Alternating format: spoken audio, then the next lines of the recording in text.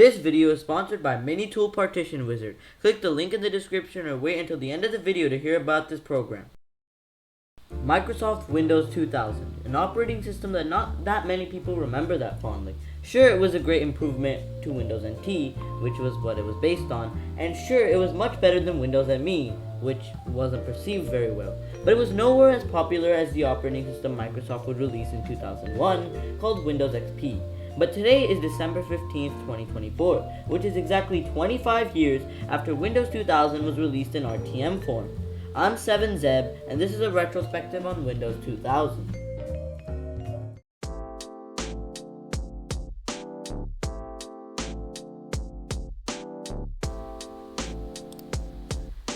Today's video is mostly going to be focused on what changes were made to the Windows operating system from Windows NT 4.0 to Windows 2000. Fun fact, Microsoft was originally going to call this operating system Windows NT 5.0 before they decided to change it to Windows 2000 to better fit in with Y2K.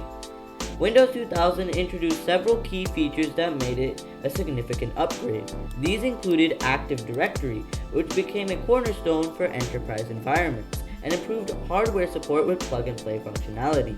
The operating system also offered better stability and reliability, making it a preferred choice for businesses at the time. Additionally, Windows 2000 brought new tools like the Windows File Protection feature to prevent critical system files from being overwritten, and the Encryption File System (EFS) to enhance data security. It was also the first Windows version based on NT to include support for FAT32, which made it more compatible with larger drives. However, Windows File Protection was also included in Windows ME, so it was mostly just brought over to businesses. Despite its strengths, Windows 2000 had its challenges. Nonetheless, it laid the groundwork for many of the features that would make Windows XP a household name. Another noteworthy aspect of Windows 2000 was its introduction of multiple editions tailored for different user needs: Professional, Server, and Advanced Server, and Data Center Server, of course. This segmentation allowed businesses to select the edition that best suited their requirements, a strategy that Microsoft would continue in future Windows versions with the Home Edition, Professional Edition, and Enterprise Edition.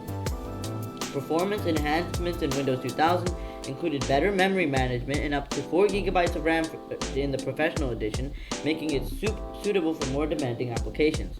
It also improved networking capabilities, incorporating built-in support for TCP/IP, IPsec, and VPNs, which were critical for enterprises and remote work setups.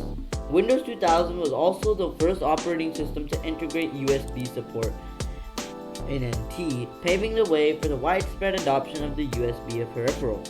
Furthermore, the OS introduced a cleaner, more modern interface compared to its predecessors, giving users a glimpse of the design principles that would influence later versions of Windows, unless they got changed in Windows XP. Because Windows 2000 really didn't change that much visual-wise. They changed all the icons, sure, but it didn't really change like the entire team. Looking back, while Windows 2000 may have not achieved the same level of popularity as Windows XP, and it might have not been the most exciting release of Windows, its contribution to the evolution of the Windows platform was substantial. It served as a solid foundation for the success that followed and remains a pivotal chapter in the history of operating systems. Before we end off this video, I want to talk about Mini-Tool Partition Wizard.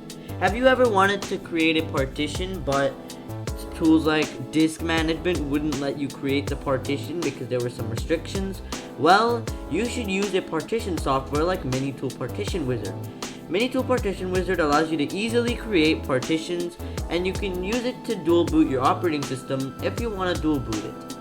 If you want to try dual booting Windows 2000 and Windows 10, which I don't know how successful you would be in that, but to do that, you would need to create an NTFS partition, and Mini-Tool Partition Wizard allows you to easily create that partition.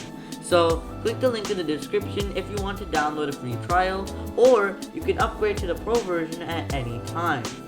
So, that's the end of my video. I hope you guys enjoyed, and happy 25th anniversary to Windows 2000, at least in its RTM release. Will I do a video on Windows 2000's 25th Retail release? Yes, that's when I'm going to make my development history video on Windows 2000. Well, I hope you enjoyed the video. Thank you guys for watching, and I'll see you guys in the next video.